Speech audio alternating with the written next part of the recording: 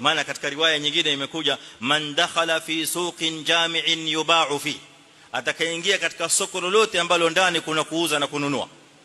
Kwa hivyo sio kaniuliza kutoka hapa, je nikiingia katika soko la magari, je soko la simu, je soko lolote yuba'u fi, ndani kuna kuuza na kununua.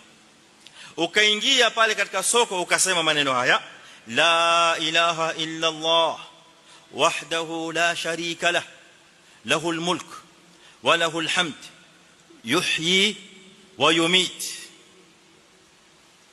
بيده الخير وهو على كل شيء قدير. ukatamka maneno haya, sasa sikiza malipo yake. Asema mtume sallallahu alaihi wasallam fi hadha alhadith sahih, asema kataba Allahu lahu alfi hasana, anaandikiwa thawabu 1000. Thawabu 1000 ni thawabu ngapi mzee wangu? Ni thawabu ngapi? 1000 fanya hesabu, ni milioni nzima. Mashallah umepata, maana wewe ni mfanya biashara.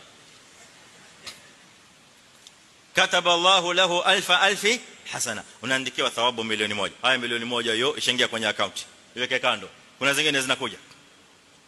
Wa maha anhu alfi sayyi'a, na nafutiwa madhambi milioni 1. Allahu akbar, weka nyingine hiyo katika account, kuna nyingine inakuja. ورفعه الله ألف درجة, na humpandisha daraja milioni 1. Allahu akbar. Imemalizika? La, hiyo ongeza kwenye account nyingine ya mwisho inakuja.